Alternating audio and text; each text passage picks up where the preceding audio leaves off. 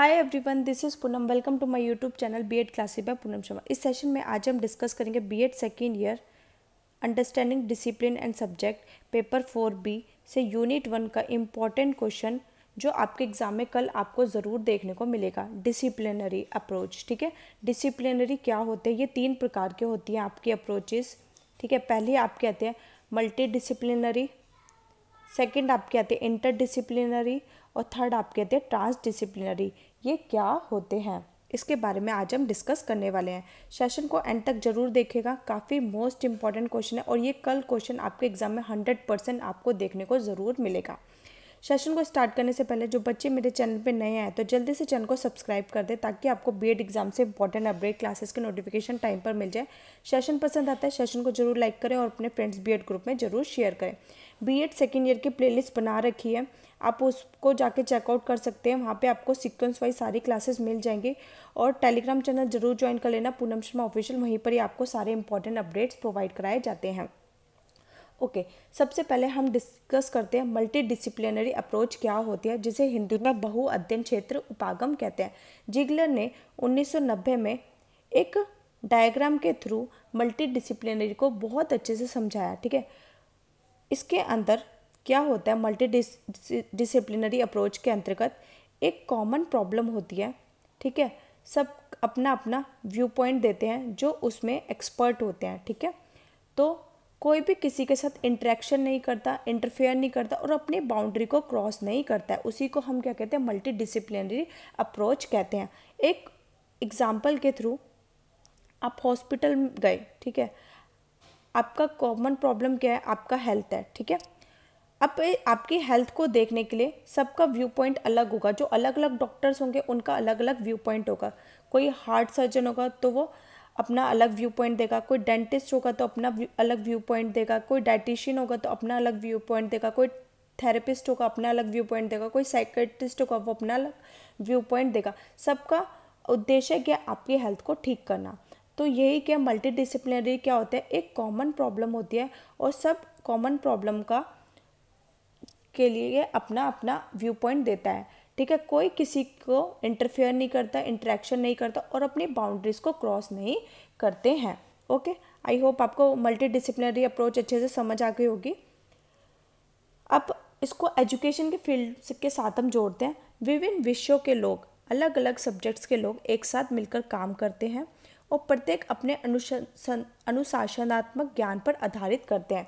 यहाँ पर अलग अलग अनुशासन के, डिसिप्लिन के लोग होते हैं, इकट्ठे होते हैं, वो साथ में काम करते हैं और अपने जो डिसिप्लिन का जो नॉलेज है उसके हिसाब से अपना व्यू पॉइंट देते हैं।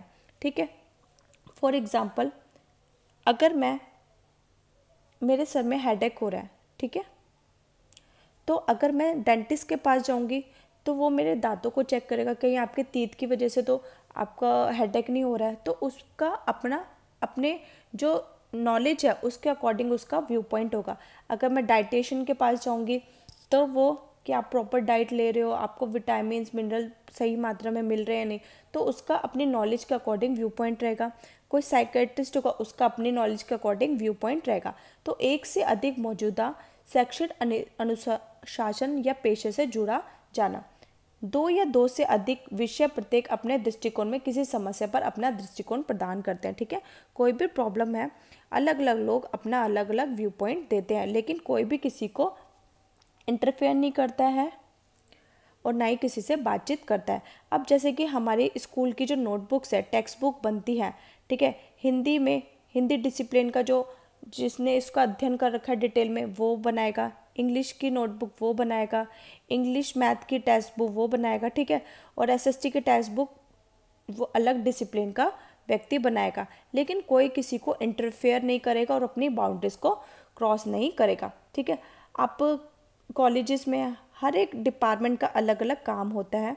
ठीक है, कोई भी डिपार्टमेंट किसी के साथ इंटरफेयर नहीं करता है, तो उसी को हम क्या कहते हैं, मल्टी डिसिप्लिनरी अप्रोच कहते हैं। ठीक है, आप इसको बुक में देख लीजिएगा। बहु अध्ययन क्षेत्र 2 या 2 से अधिक व्यवसाय या शैक्षिक अध्ययन क्षेत्र में संबंधित ज्ञान कहा जाता है।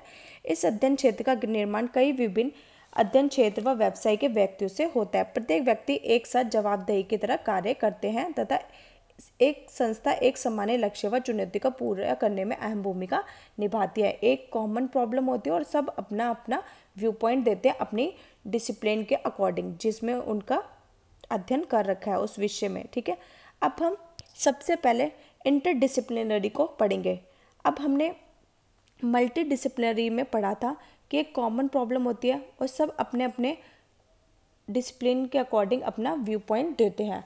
अब इंटरडिसिप्लिनरी के अंतर्गत क्या होता है, ठीक है, आपकी एक कॉमन प्रॉब्लम है, ठीक है, अब सब लोग अपने क्या करते हैं, बाउंड्रीज को क्रॉस कर देते हैं, ठीक है, और एक साथ क्या करते हैं, इंटीग्रेट कर देते हैं। अलग अलग डिसिप्लिन वाले लोग नज़दीक आ जाते हैं, उन्होंने अपनी बाउंड्रीज क्रॉस कर दिया है और एक दूसरे के साथ क्या हो जाते हैं, इन्वॉल्वमेंट हो जाते हैं। उसी को हम क्या कहते हैं, इंटरडिसिप्लिनरी अप्रोच कहते हैं। अध्ययन के दो से अधिक क्षेत्रों में समृद्ध अंधविकात्मक अंधविशेषता, ठीक है, इन्वॉल्विंग टू और more difference area of knowledge और स्टडी, ठीक है। तो ये लोग क्या होते हैं, एक साथ इंटीग्रेशन हो जाता है और नए स्तर पर जोड़ता है, जो घटक सीमाओं को तोड़ने का सुझाव देते हैं। इसके अंतर्गत क्या होता है, जो अंत विशेषक अब भागों को एक साधारण जोड़ नहीं बल्कि ये मान्यता कि प्रत्येक अनुसाधन दूसरों के साथ क्या करेंगे, इंटीग्रेट करेंगे। और ऐसा नहीं है कि कोई दो विषय उठा उसको मिला दिया जाएगा, ठीक है, नहीं, इंटीग्रेशन ऐसा होगा कि कुछ नया निकलेगा। दृष्टिकोण के वास्तविक संश्लेषण का उपयोग करते हैं इस अप्रोच के अंतर्गत विषयों से ज्ञान और विधियों को एकीकृत करना, ठीक है, सब्जेक्ट्स को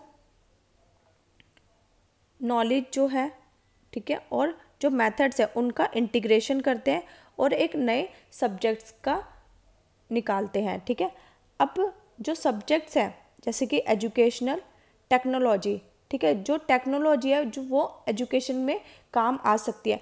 एजुकेशनल की अपनी एग्जिस्टेंस है और टेक्नोलॉजी की अपनी एग्जिस्टेंस है, दोनों को एक ही सब्जेक्ट बना दिया, उसी को हम क्या कहते हैं, इंटरडिसिप्लिनरी अप्रोच कहते हैं। इंटरडिसिप्लिनरी अच्छे से समझ आ गया होगा।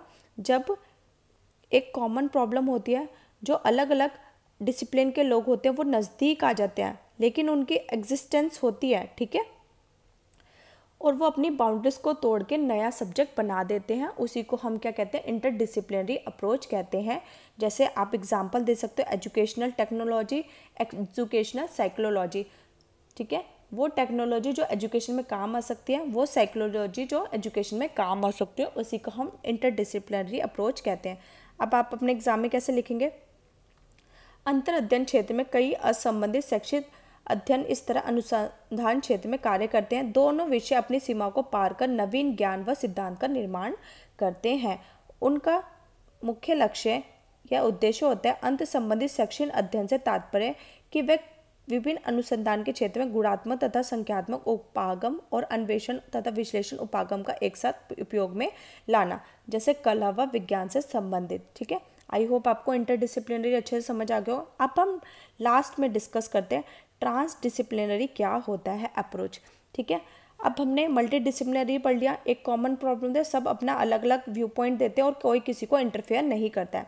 हमने इंटरडिसिप्लिनरी भी करा, एक कॉमन प्रॉब्लम है, सब अपना व्यू पॉइंट देने के लिए नज़दीक आ जाते हैं, अपनी बाउंड्रीज को क्रॉस करते हैं, लेकिन सबकी क्या होती है, अपनी अपनी एग्जिस्टेंस होती है, ठीक है।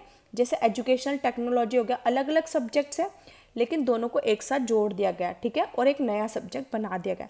लेकिन ट्रांसडिसिप्लिनरी के अंतर्गत सब लोग एक दूसरे के साथ इंटीग्रेट हो जाते हैं, ठीक है।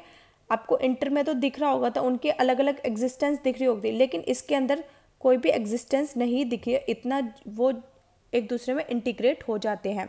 अब इसमें जो इंटीग्रेशन है और वो बहुत ज़्यादा हो जाता है, यहाँ पर इतने मिले हुए हैं कि अंतर भी नहीं देख सकते। अब ये कब होता है, ये तब होता है जब दो से अधिक अनुशासन दृष्टिकोण एक नए समग्र दृष्टिकोण का निर्माण करने के लिए एक दूसरे से आगे निकल जाते हैं, ठीक है, एक नए ही सब्जेक्ट का निर्माण हो जाता है। इंटरडिसिप्लिनरी में अलग अलग सब्जेक्ट्स को जोड़ दिया जाता था, लेकिन इसके अंतर्गत अलग अलग सब्जेक्ट्स को नहीं जोड़ा जाता है बल्कि एक नए सब्जेक्ट का ही निर्माण कर दिया जाता है। परिणाम छोटे छोटे भागों को जोड़ने से जो उम्मीद की जाती है उसे पूरी तरह अलग होगा। कुछ पूरी तरह से नया बनने के लिए एकीकृत विषयों के परिणाम स्वरूप निर्मित आउटपुट, ठीक है। अनुशासनात्मक दृष्टिकोण में परे बौद्धिक ढांचे की एकता बनाना होता है। इसमें जैसे कि आपका बायोटेक्नोलॉजी बना दिया, ठीक ठीक है। अब इसकी कोई अलग एग्जिस्टेंस नहीं है, इसकी कोई अलग एग्जिस्टेंस नहीं है, ये क्या एक ही विषय का निर्माण कर दिया, जैव, जिसे हिंदी में जैव प्रौद्योगिकी कहते हैं। आई होप आपको ट्रांसडिसिप्लिनरी अच्छे से समझ आ गया होगा। परे अध्ययन क्षेत्र से ट्रांसेंड शब्द की उत्पत्ति लैटिन भाषा के ट्रांसफिक्स से हुई है, जिससे तात्पर्य की दृष्टि से परे, जो जल्दी जल्दी बदलता है, अर्थात वह अध्ययन जिसमें दो या दो से अधिक अध्ययन की झलक मिले किंतु किसी एक विशिष्ट अध्ययन के संबंध में स्पष्ट रूप से व्याख्या करना संभव ना हो। यह अध्ययन जो अन्य अध्ययन के आर पार हो और उसके साथ साथ तथा पास में निकल जाए, जो सभी अध्ययन क्षेत्रों से परे एक मुख्य उद्देश्य होता है, जो सभी अध्ययन से बिल्कुल ही अलग होता है, उसी को हम क्या कहते हैं, ट्रांसडिसिप्लिनरी अप्रोच कहते हैं। वर्तमान विश्व को समझना, जिसमें परामर्श, ज्ञान की एकता, वृहद व जटिल समस्या का समाधान निकालना, जो विशेषज्ञों के विचारों एवं अध्ययन क्षेत्र समाकल या एकीकरण पर आधारित सिद्धांत द्वारा प्राप्त किए जाते हैं, इसमें एक्सपेरिमेंट किए जाते हैं। आई होप आपको अच्छे से तीनों अप्रोचेस समझ आ गए होंगे। सेशन पसंद आता है, सेशन को जरूर लाइक करें और अपने फ्रेंड्स बीएड ग्रुप में जरूर शेयर करें। आज का सेशन हम यहीं ख़त्म करते हैं। Thanks for watching.